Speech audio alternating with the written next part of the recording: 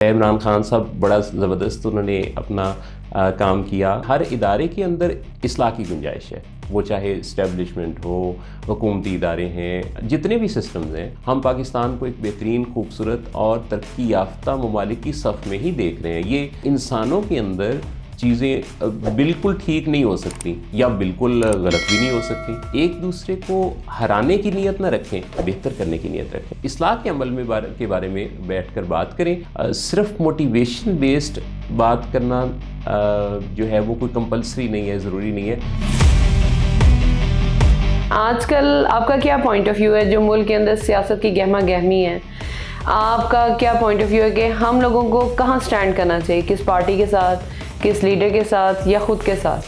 یہ ایک on going change process ہے. عمران خان صاحب بڑا زبردست انہوں نے اپنا کام کیا. انہوں نے اداروں کی اصلاح کے لیے، سسٹم کی اصلاح کے لیے اپنے پاس پہنچنے والی انفارمیشن کے نتیجہ میں نہ صرف اس انفارمیشن کو اوپن کیا، بلکہ نوجوانوں کے اندر ان کے جذبوں کو خواب دیے اور ان خوابوں کو تعبیر کرنے کے حوالے سے یقین کی دولت سے بھی مالا مال کیا. اور خاص طور پہ اللہ کی ذات پر بھروسہ اور یقین کو انہوں نے بہت زیادہ میں سمجھتا ہوں کہ نوجوانوں تک پہنچایا ہے. اچھا، اس میں جو میرا نقطہ نظر ہے، میں بھی چونکہ عمران خان کا لور ہوں، پسند کرتا ہوں شروع سے اور مجھے بہت اچھے لگتے ہیں. مجھے ایسا لگتا ہے کہ پیغام دیتے ہوئے جیسے ہر ادارے کے اندر اصلاح کی گنجائش ہے، وہ چاہے اسٹیبلشمنٹ ہو، حکومتی ادارے ہیں، جتنے بھی سسٹمز ہیں، وہ مبرہ تو کوئی بھی نہیں ہے نا. صرف یہ تو اللہ کے جو رسول ہیں ان سے اللہ تعالیٰ نے ان کو غلطیوں سے پاک رکھا. ہم عام انسانوں سے کسی بھی شعبہ زندگی سے ہم غلطی کر سکتے ہیں. اسی طرح سے اداروں میں بھی بہت زیادہ بہتری کی گنجائش تھی اور ہے. خان صاحب کے ڈلیور کرنے میں مجھے ایسا لگتا ہے کہ کہیں کچھ ایسا ہوا کہ کچھ باتیں جو کہ بالکل ان کی جائز اور ٹھیک تھیں، ان کو ڈلیور کرتے ہوئے انداز کچھ شاید ایسا ہوا کہ جس سے دوسروں نے توہین محسوس کی اور انہیں لگا کہ یہ ان کے ساتھ جو تنقید کی جا رہی ہے یہ ان کی ذاتیات پر ہے. اچھا، اس کے نتیجہ میں بات اصول سے ہٹ کے انا پر چلی گئی اور جوابی طور پہ، یعنی اب آپ یہ دیکھیے کہ ایک وفاقی وزیر یہ کہتے ہیں کہ اب تو دونوں میں سے پھر ایک ہی رہیں گے، یا وہ یا ہم. تو اس طرح کی جو بات ہے، جب ہم ذاتی انا پر چلے جاتے ہیں پھر اصلاح نہیں ہوتی. تو دونوں پارٹیز میں خان صاحب کو بھی میں سمجھتا ہوں کہ بات کرتے ہوئے جو ایک ایسا انداز جس سے کہ کوئی کسی کی توہین نہ ہو بلکہ اصلاح کا عمل ہو، اور اسی طرح سے دوسری پارٹی کو بھی اس بارے میں ویلکم کرنا چاہیے. الٹیمیٹلی تو چینج ہی ہے، یہ تو طے ہے کہ اب نہیں تو 10 سال بعد، نہیں تو 15 سال بعد ہم پاکستان کو ایک بہترین، خوبصورت اور ترقی یافتہ ممالک کی صف میں ہی دیکھ رہے ہیں. یہ جو چیزیں کھل کے سامنے آ گئی ہیں، یہ ہم نہ سوچیں کہ 75 سال کا جو سلسلہ تھا وہ بریک نہیں ہوا. اب نئی راہوں کا تعین ہو چکا. اور میں آپ سے یہ پوچھنا چاہوں گی کہ اگر عمران خان کا دور دیکھا جا رہا ہے، اپوسٹرافی میں یہ بات کہہ رہی ہوں کہ یہ بات مقرر ہے کہ عمران خان ہی اگلی حکومت میں آنے والے ہیں، تو پھر آپ کس طرح جسٹیفائی کریں گے ایک دو لائنوں کے اندر کہ کس سیاست کا جنازہ اٹھ چکا؟ دیکھیے، میں ایکسٹریمسٹ اس طرح سے نہیں ہوں کہ میں بلیک اینڈ وائٹ تھنکنگ نہیں رکھتا. یعنی میں اس سوچ کا حامل نہیں ہوں کہ کسی کے بارے میں ہم یہ کہیں کہ بالکل سرے سے یہ نظریہ ختم ہو جائے گا. انسان ہے نا، تو انسانوں کے اندر چیزیں بالکل ٹھیک نہیں ہو سکتی یا بالکل غلط بھی نہیں ہو سکتی. تو یہ چیزیں ایک آن گوئنگ چینج پروسیس کے تحت اگر اللہ کی جیسے اب باتیں ہو رہی ہیں خطرے. اچھا، خاص طور پہ میں آپ کو بتاؤں کہ جیسے ایسے کسی چینج میں جانی نقصان کر کے چینج لانے کا بھی حامی ویسے نہیں ہوں. تو یہ جو آپ نے سیاسی جنازے کی بات کی، تو اس میں مجھے ایسا لگتا ہے کہ ڈائلاگ کا اتنا افیکٹو ہو جانا ہم دیکھیں گے آگے چل کر. یعنی سافٹ ویئرز، کمپیوٹرز، ٹیکنالوجی اس میں بڑی مدد کرے گی. جب ریکارڈنگز ہوں گی، جب سامنے ریکارڈ لا کے رکھ دیا جائے گا کہ یہ دیکھیں یہ کیا ہے، اس بارے میں آپ کیا کہتے ہیں، تو الٹیمیٹلی لوگوں کی اصلاح ہونا شروع ہو جائے گی. تو جنازہ سیاسی جنازہ نہیں، بلکہ مجھے ایسا لگتا ہے کہ آہستہ آہستہ چیزیں بہتری کی طرف جائیں گی, اور اللہ کرے کہ ہم دیکھیں اپنی زندگی میں. میں ویسے اس پہ امید کا اظہار کروں گی, کیونکہ جتنی سیاست کروشل میں دیکھ رہی ہوں, فار دا سیک آف, آپ نے مریم نواز کا ریسنٹ انٹرویو سنا ہوگا, پھر آپ نے دیکھا ہوگا, سنا ہوگا سوشل میڈیا پہ میرے آپ جیسے لوگ ہونے کے ساتھ ساتھ وہ اعلیٰ سیاست دان بھی موجود ہیں جو اپنا پوائنٹ آف ویو بہت ہی کروشلی تہذیب سے ہٹ کر دے رہے ہیں, جو کہ مجھے لگتا ہے ان کے عہدے کو کمپلیمنٹ نہیں کرتا, بالکل زیبا نہیں دیتا. اچھا, ایک میں چیز خاص یہ بھی کہنا چاہوں گا, میں آپ کو بتاؤں کہ مجھے تعجب ہے اس بات پر کہ جیسے پاک آرمی ہے, جیسے اسٹیبلشمنٹ کے مختلف ادارے ہیں, ایجنسیز ہیں, یہ ہر ملک میں ہوتی ہیں, ہمارے یہاں بھی ہیں, تو ان اداروں کا عوام کے ساتھ خوف والا رشتہ نہیں ہونا چاہیے, جیسے میرا نہیں ہے. میں جب آپ سے یہ بات کر رہا ہوں تو میں جنرل باجوہ یا جنرل عاصم منیر یا ان سب لوگوں کو اپنے ایسے جیسے کسی دوست کا ذکر کرتے ہیں, میں ان کو اس نظر سے دیکھتا ہوں. میرے اپنے دوستوں میں کئی جنرل, کرنل, GHQ میں بھی میرے دوست ہیں, آرمی کے بڑے سینئر ایجنسیز کے اندر بھی میرے دوست ہیں, تو اس میں یہ اور یہ لوگ بھی بہت اچھے ہیں. لیکن جب بھی کوئی ضد یا انا کی بات ہو جاتی ہے, اصول سیٹنے کی بات ہو جاتی ہے, تو اس کو کھلے دل سے تسلیم کرنا چاہیے.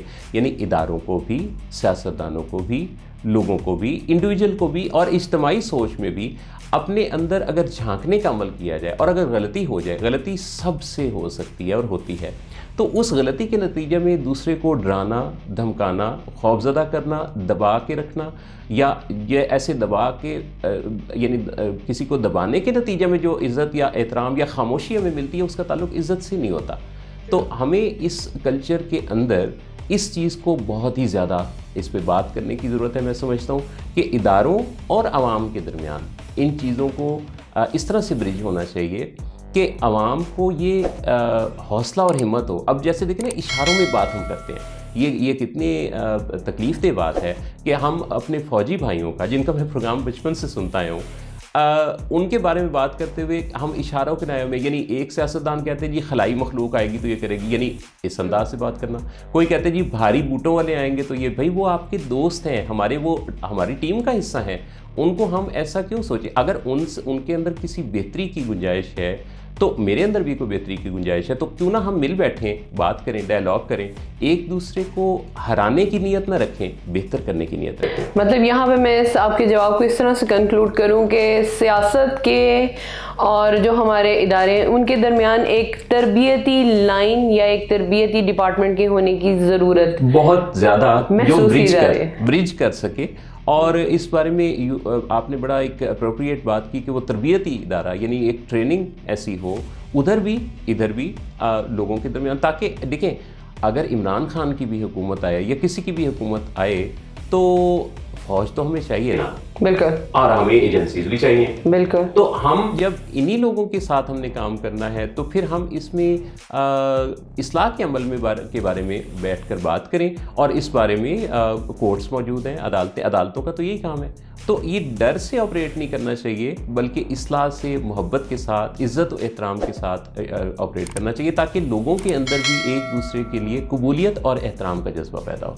اچھا, ویسے میں جو سوال کرنے جا رہی ہوں اس کا جواب مجھے پہلے ہی مل چکا ہے, لیکن پھر بھی اپنی آڈینس کے لیے میں ایک کویشچن کروں گی آپ سے کہ جو یہ آٹا ہے جن کو لینے کے لیے 50 سال کی عورت اس دنیا کو خیر بات کہہ دیتی ہے, آپ اس کو کس طرح جسٹیفائی کریں گے کہ ہماری سوسائٹی کے ساتھ کیا ہو رہا ہے؟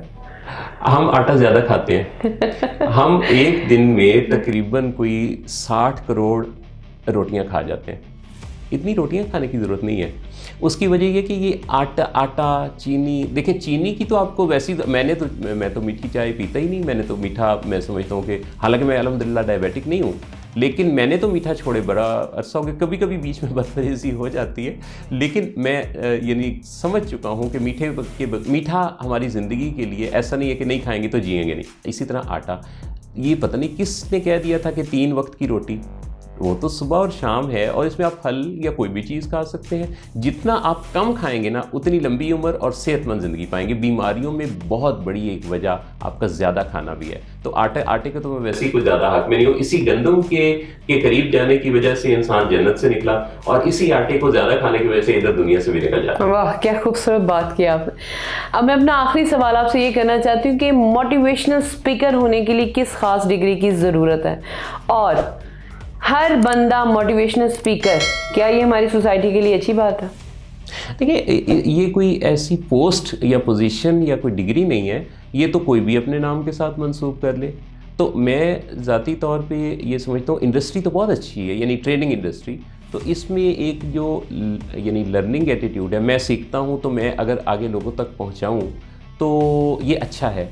लेकिन जो मोटिवेशनल स्पीकर के हवाले से जैसे बात है, मैं समझता हूँ कि उसमें सिर्फ मोटिवेशन बेस्ड बात करना जो है वो कोई कंपलसरी नहीं है, ज़रूरी नहीं है। बाज़ औक़ात सिर्फ सवाल पूछ लेना, स्किल्स की डेवलपमेंट के हवाले से कुछ बात करना, ये सब, या ख़याल का डिलीवर करना। जैसे मैं कोशिश करता हूँ कि मैं जब बात करता हूँ तो मैं कोई बहुत ज़्यादा लाउडर स्केल पर नहीं बोलता, बदल जाओगे, आज के बाद तुम्हारी ज़िंदगी ऐसी, ये वाला टोन नहीं है मेरा। अच्छा, मैं धीमे अंदाज में आहिस्ता से बात करता हूँ, और मेरा ये ख्याल है कि धीमे अंदाज में की गई बात, पूछा गया सवाल शायद दिल पर ज़्यादा दस्तक देता है। अच्छा, अगर ये कल्चर डेवलप हुआ है ना कि लाउडर स्केल पर बात करके आप दूसरे के अंदर गर्मी और जोश भरेंगे, तो याद रखिए कि ऐसी गर्मी और ऐसा जोश कुछ ही देर बाद ठंडा भी पड़ जाता है, वो बात याद नहीं रहती। जबकि अगर आप ज़रा ठहराव के साथ बात करते हैं, लफ्ज़ के मौसर इस्तेमाल के साथ, तो मुझे लगता है कि वो देर पा असर रखता है। वाह, आपके साथ मिलकर इस इंटरव्यू के करने के बाद मुझे बहुत खुशी हुई। मैं उम्मीद करती हूँ कि बाकी लोगों की भी सोच बदलने का काम करेगा। अच्छा, एक बात मैंने कहना चाह रहा था। जी जी, मुझे भी आपसे बात करके बहुत खुशी हुई। Thank you so much sir. बहुत बहुत शुक्रिया।